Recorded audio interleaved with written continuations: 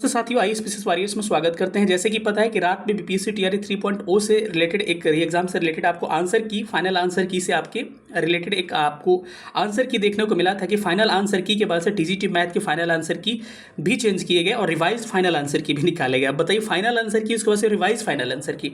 और जब मैंने आपको पीआरटी और 6 to 8 का आंसर की जारी हुआ था उसी समय मैं बोला था आपको कि हो सकता है कि अगर आयोग को लगेगा गलती, देखिए गलती एक्सेप्ट करना बुरी बात नहीं है अगर चीज़ को सुधार कर देते हो। मैंने इसके लिए आवाज़ उठाया था, मैं आपको वीडियो भी दिखाऊंगा और मैंने कहा था कि होना चाहिए। बहुत सारे लोग बोले थे कि आपको ये भी नहीं पता है कि इंग्लिश वैलिड होता है, लेकिन मैंने कहा था कि कुछ भी हो लेकिन इसमें हिंदी बेल्ट के बच्चे ज़्यादा हैं और उनके साथ अन्याय हो रहा है। उनकी क्या गलती है? उनकी बस यही गलती है कि वो गरीबी में पढ़ाई की है, उनकी बस यही गलती है कि उनके पास हिंदी मीडियम है, उनके पास यही गलती है कि छोटे स्कूलों में पढ़े हैं। तो उनकी क्या गलती है? क्वेश्चन ही आप उल्टा दोनों में कर दिए हो। तो क्या पीआरटी 6 to 8 पीजीटी के भी आंसर की फिर से जारी होंगे या फिर फाइनल आंसर की फिर से रिवाइज होंगे? सारे विषयों पर बात करेंगे। चलिए सेशन को स्टार्ट करते हैं। सबसे पहले देखते हैं कि कल रात में एक आंसर की जारी हुआ है रिवाइज आंसर की टीजीटी मैथ का, जिसमें एक मैथ के प्रश्न को डिलीट कर दिया गया है और उस प्रश्न को बताया गया है और हमने पहले भी आवाज उठाया था।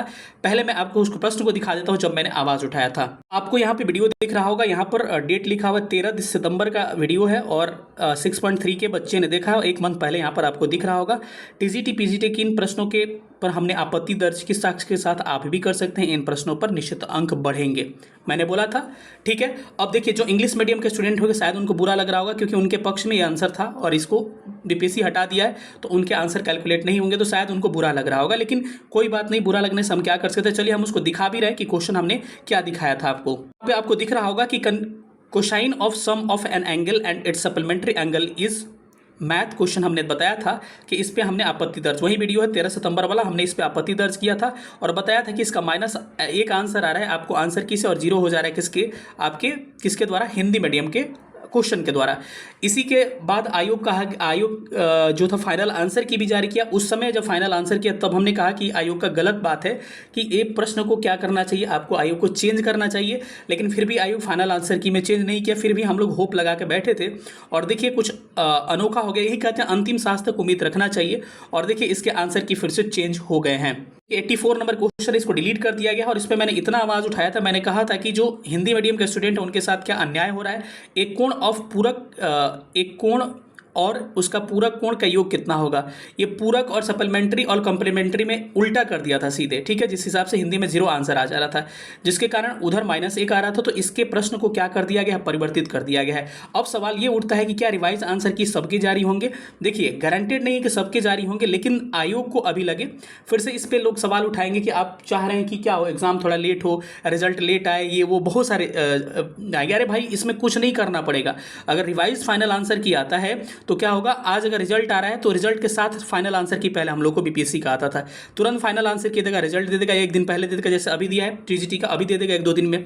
तो अगर जहां पे, मैं ये नहीं कह रहा हूं कि इसका चेंज होना चाहिए, लेकिन जहां पे लगे आयोग की गलतियां हुई है, चाहे वो पीआरटी के हो, चाहे 6 to 8 को हो, या फिर टीजीटी या अदर सब्जेक्ट का हो या पीजीटी का हो, अगर लग रहा है कि आयोग का मिस्टेक हुआ है, जहां जहां हमने बताया है कि इसमें मिस्टेक है, आयोग को अभी भी उस आंसर की को परिवर्तित करना चाहिए और अभी आयोग उस आंसर की को परिवर्तित कर सकता है, अभी भी पॉसिबिलिटी है और संभावनाएं व्यक्त की जा रही है कि कभी भी ऐसे नोटिस आपको देखने को मिल सकते हैं अगर परिवर्तित होता है तो।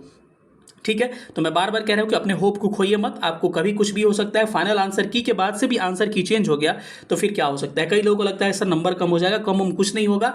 हाँ, जो भी होगा न्याय संगत होना चाहिए, किसी के मतलब कह सकते हैं कि धोखा के साथ, क्योंकि मानिए इस क्वेश्चन के चलते किसी बच्चा का अगर हिंदी मीडियम का रिजल्ट नहीं होता तब तो उसकी तो गलती नहीं थी ना। मैं बार बार कह रहा हूँ उसकी यही गलती है कि हिंदी मीडियम से पढ़ा है, उसकी यही गलती है वो गरीबी में पढ़ा है, वो बड़े स्कूलों में नहीं पढ़ा, यही गलती थी उसकी, लेकिन उसके अंदर टैलेंट था ना रिजल्ट का, अगर 1 मार्क्स नहीं होता है तो बस यही बातें हैं कि जिनको भी लग रहा है कि आंसर की में अगर कुछ प्रॉब्लम्स है, मैं बार बार कह रहा हूं कि आपको एक ऑप्शन दे रहा हूं कि जहां जिस क्वेश्चन में, अब हर चीज हम नहीं कर सकते हैं, आपके लिए खुद भी करिए।